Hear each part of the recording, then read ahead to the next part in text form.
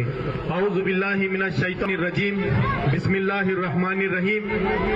मध्य प्रदेश विधानसभा के इलेक्शन के मौके पर आज ये जो निशिस्त रखी गई है, जो जलसा रखा गया है, इस मौके पर इस जलसे के सदर जनाब हाजी मोहम्मद साहब और सलूट करता हूं उन तमाम कांग्रेस से आए हुए पार्षदों को और सामने बैठे हुए मेरे बुजुर्गों, नौजवान साथियों और जहां तक मेरी आवाज पहुंच रही है, घरों में बैठकर सुनने वाली इज्जतदार पर्दा नशीन मेरी माओ और बहनों, अस्सलाम वालेकुम रहमतुल्लाहि व बरकातहू। दोस्तों, बुजुर्गों, साथियों, माओ और बहनों, कल रात बरहानपुर में हम लोग आए और आज सुबह से बरहानपुर के अलग अलग इलाकों में जा रहे हैं। इतना अफसोस हो रहा है कि हमारी गाड़ी जिस कार से हम लोग आए उसको रोड के उधर खड़े करना पड़ रहा है और वहां से पैदल जाना पड़ रहा है, वरना नहीं तो किसी के बाइक पर जा रहे हैं। ये तंग गलियां, ये यहाँ की नालियां, ये यहाँ कचरे के अंबार देखकर अफसोस हो रहा है, लेकिन इसके जिम्मेदार बहुत हद तक हम भी हैं, क्योंकि आज तक हमने जिन पॉलिटिकल पार्टियों को मजबूत बनाते बनाते इतने मजबूर हो गए कि आज हमारी बस्तियों की ये हालत हो चुकी है। दोस्तों, यही बात बैरिस्टर असदुद्दीन अवैसी साहब का एक पैगाम मैं आपके बीच में लेकर आया हूं कि मेरी हिम्मत को सराहो, मेरे हमराही बनो, मेरी हिम्मत को सराहो, मेरे हमराही बनो। मैंने शम्मा जलाई है हवाओं के खिलाफ। दोस्तों, बुजुर्गों और साथियों, आप तमाम को यही कहना चाहता हूं कि आज से 10 साल पहले जब औरंगाबाद शहर में भी हमारे पास मजलिस इत्तेहादुल मुस्लिमीन की क़ियादत आई, तो मैं यकीन और चैलेंज के साथ आपको कहता हूं कि 10 साल के पहले के हालात और आज मजलिस की ताकत की वजह से औरंगाबाद शहर का डेवलपमेंट आप देख सकते हैं। हम आपसे यही गुजारिश करने आए हैं। कई लोग कहते हैं कि आप इलेक्शन क्यों लड़ते हो, यहां जाते हो, वहां जाते हो, तो उनसे कहना चाहते हैं कि कामयाबी मिले ना मिले ये मुकद्दर की बात है, लेकिन हम कोशिश न करें ये गलत बात है। तो हम कोशिश करते हैं कि हमारी आवाम को, हमारे लोगों को किस तरह सियासत के जरिए हम फायदा पहुंचाएं।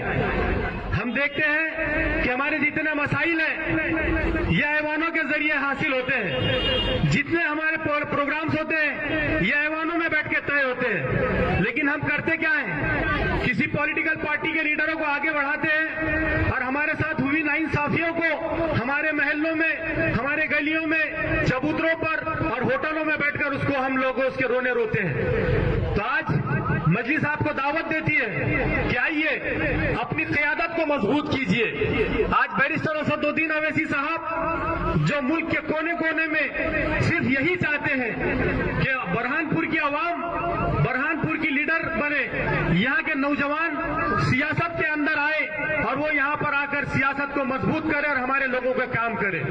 अभी मैं सुन रहा था कि कुछ लोग यहाँ पर खरीद व फरोख्त की बात कर रहे हैं, तो मैं उन तमाम लोगों से और यहाँ के लोगों से कहना चाहूंगा कि वो खरीदने की जब बात करते हैं तो मुझे वह एक बात समझ में आती है कि अगर कोई चीज खरीदना है, अगर हम बाजार में जाएं तो वहां पर अगर हमें खरीदना है तो आपको जो है तो कुत्ते, बिल्लियां, भालू या चूड़िया हर चीज मिलती है।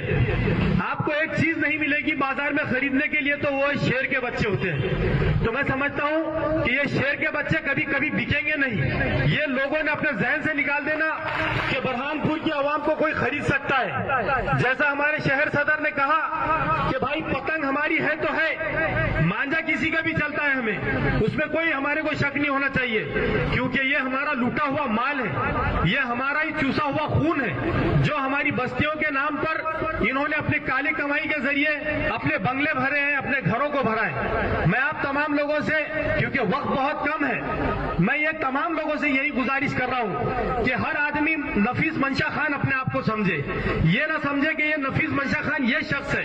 आज इस बात की जरूरत है कि हर आदमी ये समझे कि मेरा भाई, मेरा बेटा इस इलेक्शन में हिस्सा ले रहा है, मैं खुद नफीस मंशा खान हूं। इस इरादे के साथ, इस हौसले के साथ हमको 17 तारीख को जो है तो इतनी वोटिंग करना है कि इंशाअल्लाह ताला, जैसा भाई ने कहा, 90% अगर वोटिंग होती है तो उसी दिन इंशाअल्लाह बुरहानपुर की आवाम जश्न मनाएगी। दोस्तों, बुजुर्गों और माओ बहनों से मैं खास तौर पे अपील करूंगा कि आप सुबह 7 बजे 7 नंबर का जो बटन है, जो निशानी पतंग है, आप उसको बटन को दबाकर भारी से भारी अक्सरियत से मंशा खान साहब को कामयाब बनाए। देखिए, आप जैसा कहा गया कि बुरहानपुर के ऊपर, मैं आज हम लोग औरंगाबाद से आए, कम से कम 100 से 200 फोन आए वहां से कि बुरहानपुर की आवाम क्या करने जा रही है। हम आप लोगों की तरफ से उनको यकीन दिला रहे हैं कि इंशाअल्लाह ताला जिस दिन नतीजे आएंगे तो बुरहानपुर की आवाम इंशाअल्लाह बैरिस्टर असदुद्दीन अवैसी साहब हो कि तमाम हिंदुस्तान के मुसलमान हो, उनको मायूस नहीं करेगी और इंशाअल्लाह मजलिस इत्तेहादुल मुस्लिमीन बुरहानपुर से एक बड़ी कामयाबी हासिल करेगी।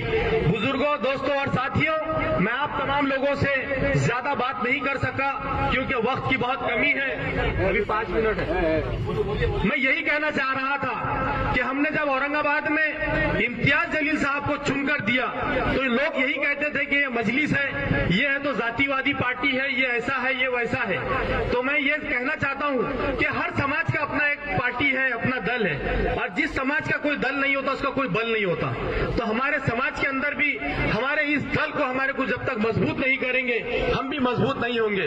क्या वजह है कि बैरिस्टर असदुद्दीन अवैसी साहब आज हैदराबाद से मुल्क के कोने कोने में जाकर क्यों काम कर रहे हैं? कि उनको समझ में आ गया कि भारतीय जनता पार्टी के, आरएसएस के आने वाले अजाइम क्या है। वो खुलेआम, खुले मंचों से ये कह रहे हैं कि तलवार खरीदो, ये करो, वो करो, इतने जहरीले बातें आज बीजेपी कर रही है। लेकिन कांग्रेस, जिसके आप लोग कहते हैं कि आज तक हमने कांग्रेस का साथ दिया, ठीक है, आपके पास ऑप्शन नहीं था, आज तक आपने साथ दिया। वहीं पर आज हमारी भी ये मजलिस की डिमांड थी कि अगर बुरहानपुर से कोई भी अगर मजलिस का नहीं, बल्कि अगर कोई भी मुसलमान को कांग्रेस टिकट देती है तो मजलिस यहां से नहीं लड़ेगी। लेकिन जैसा कि ये लोगों ने कहा कि ये लोग यहां से जाकर भोपाल गए, यहां से कमलनाथ से मिले, वो कमलनाथ जिसके नाम के अंदर भी कमल है और बीजेपी की निशानी भी कमल है, तो दोनों एक ही है। मैं तो दोनों को अलग समझता ही नहीं हूं। तो ये कमलनाथ के आपने स्टेटमेंट भी अभी सुने हैं यहां पर। तो हमारा यही कहना था कि अगर यहां से किसी मुसलमान उम्मीदवार को अगर कांग्रेस टिकट देती है तो हम लोग यहां नहीं लड़ेंगे। लेकिन सियासी नाइंसाफी हम लोग बर्दाश्त करेंगे कब तक? ये सियासी नाइंसाफियां हम अब बर्दाश्त नहीं कर सकते, क्योंकि मैं एक शेर के साथ अपनी बात को खत्म करूंगा कि मक्तल से बहरे हाल गुजरना होगा, बच गए हम तो किसी और को मरना होगा, लेकिन आने वाली नस्लों को तबाही से बचाने के लिए जो कुछ भी करना होगा इसी नस्लों को करना होगा। दोस्तों, मैं यही चाहता हूं कि हमारी ये नस्ल जो है, आज हमारे पास एक नेहरू हॉस्पिटल होने के बाद में जहां पर हम कम से कम 200 डॉक्टर रख सकते हैं, आज वहां का स्टाफ कितना है? आपने कभी गौर किया? आपके सेहत के बारे में तो इनको कोई परवाह नहीं है। आप बताइए यहां पर कि कौन से सीबीएसई पैटर्न के, आईसीएसई पैटर्न के कितने स्कूल है, वहां पर हमारी ये कौम के बच्चे क्या तालीम हासिल कर रहे हैं? यानी आपकी पढ़ाई के बारे में भी नहीं है। रोजगार में देखिए आप 23 और 24 का जो रेशो है वो कहां पहुंच गया। आप 20 के ऊपर भी काम कर रहे हैं तो आपको नुकसान ही हो रहा है। बिजली के आपको दर जो है तो आप बोल रहे कि फिक्स करो, तो वो करने के लिए तैयार नहीं है। तो ये बोलना है कि यहाँ की अवाम को अगर तरक्की, ये मेहनती लोग हैं, इनको मेहनत का अपना हर्जाना नहीं मिलेगा तो हम लोग कहीं ना कहीं जिम्मेदार होंगे। तो आने वाली 17 तारीख को मैं तमाम लोगों से यही गुजारिश करता हूं कि ज्यादा से ज्यादा वोट मजलिस इत्तेहादुल मुस्लिमीन के उम्मीदवार नफीस मंशा खान, जिनकी निशानी पतंग है, 7 नंबर का बटन है, उसको आप दबाएं, उसके ऊपर वोट करें और ज्यादा से ज्यादा तादाद में वोट करें। शुक्रिया, खुदा हाफिज।